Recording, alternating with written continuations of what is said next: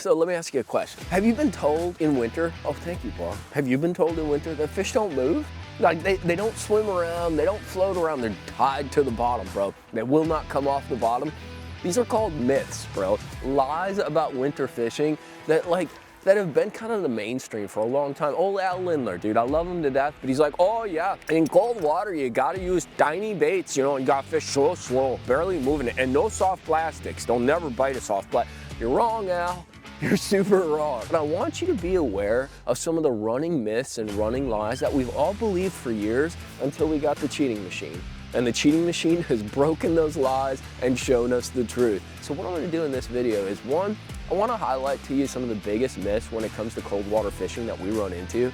And two, I wanna show you some kind of cool, innovative techniques that are counterintuitive to kind of the philosophies we've always had for cold water fishing. So hit that like and subscribe button for me. If you guys got that hype button, go ahead and smash that. We're about to break the bank on what I would call some of the biggest myths and lies about winter fishing.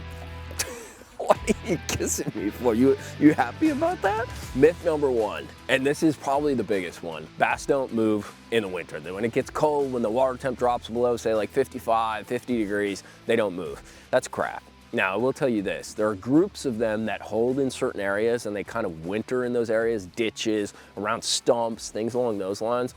But there is a massive group of fish. We see it on Guntersville all the time. You see it on Smith Lake, on spotted bass, herring lakes, that are continually moving, dude. And they're moving for one reason. The bait is moving. They're following that bait and they become what you call pelagic, right? They relate to the bait. They're not relating to a ditch. They're not relating to a stump. They're not relating to dying grass or rocks. They're gonna follow that bait. And if you can locate that bait, these fish are not only following it, but they're also active, because that's what they're there for. There's gonna be windows when they chow down. Next one, so bass only feed in small kind of like short windows during the winter. This one's kind of true too, in my opinion. You know, oftentimes you'll find there's like a 1 to 2 hour period on a winter day.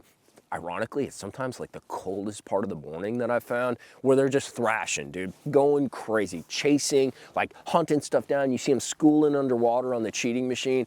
That is true. But the fact is, especially with forward facing and especially with kind of unique techniques, like you can catch them all day long. Now, what happens is you have a period where you catch most of them, where they're most active, where they're eating, where they're chasing, where they're actually aggressive, right? As you move through the day, there's two ways to approach it. One, use the cheating machine. Go find fish that are floating around, that are suspended, that are waiting for that opportunity, right? They're floating around, they're near a ditch, near a creek swing, near bait, and they're actually just waiting for that opportunity for that bait to get near them and close the deal. Or two, as we're gonna talk about in a minute, they need to be triggered, right? They need a bait to go by them and make some kind of movement to trigger their kind of predatory response, which is going So this next one directly relates to what we were talking about, and it's the concept of you have to fish slow in winter when the water's cold, and that's crap, dude. That's crap. I've had so many experiences that have been just completely disproving of that. One is that jerkbait technique that I've showed you guys, where I'm actually catching more fish with a jerkbait, burning it, and triggering these fish versus just going, you know, putting a cadence on it, 1, 2, 1, 2. That triggering response doesn't go away in the cold water.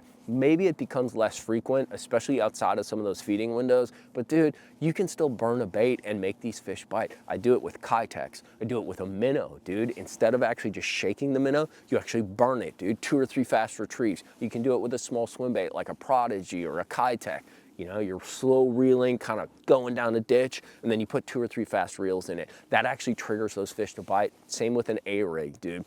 You know, one of the best ways that you recognize it too, especially here on Guntersville, is that lipless bite, right? The water's freezing, dude. It's like 44, 48 degrees, dude. These fish are actually ultra shallow, like 2 to 3 foot, and you're reeling that trap, dude, that lipless, and you're not getting any bites, just slow reeling, pulsating it, and then you go and you just rip that thing off of grass, off a stump, off a rock, and they absolutely smoke it. So this one's right up that alley too. And it's the concept that bass don't move to eat a bait, especially in this cold water. That's crap, dude.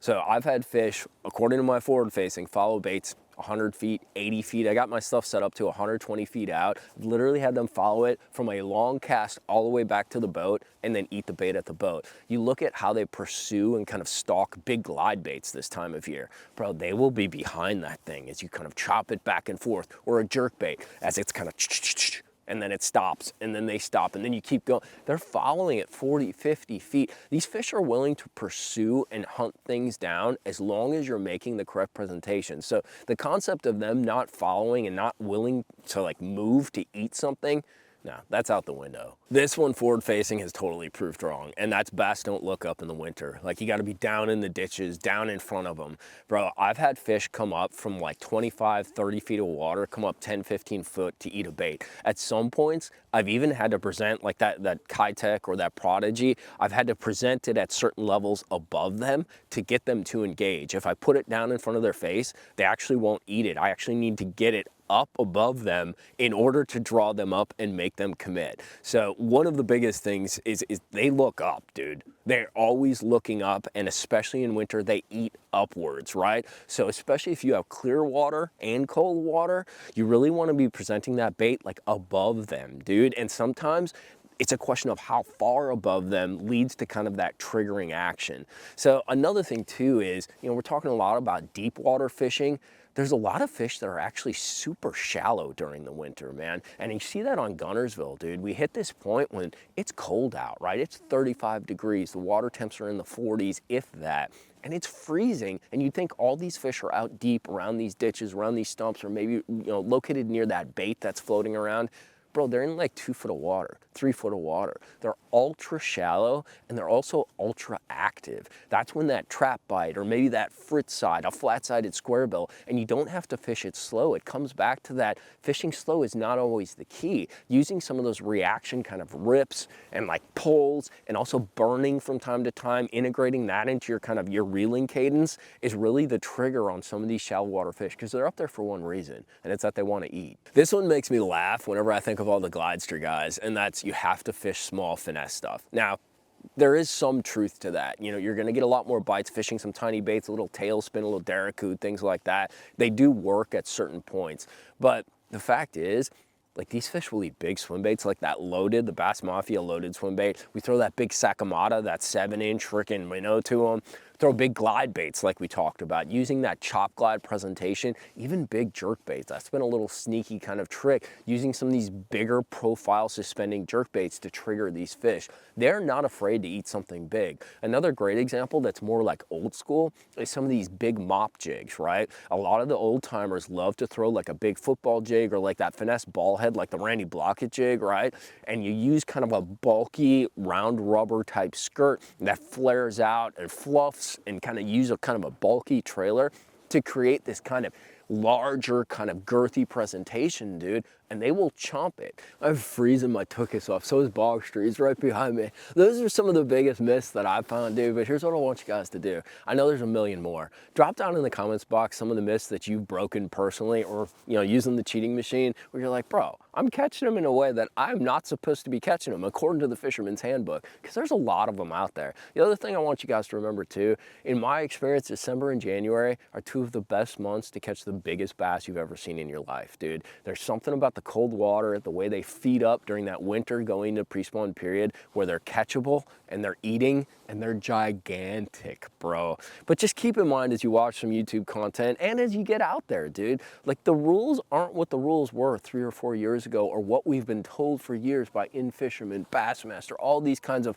media platforms. Like, cold water fishing is a much more aggressive time of year than we ever thought it was. So don't let the rules kind of hold you back from trying some things that you think will work. Hit that like and subscribe button for me, and if you guys see that hype button, go ahead and smash that. Me and Bogster are gonna go try to dangle on a few and maybe fish a little fast to kind of trigger them. Later, my homies.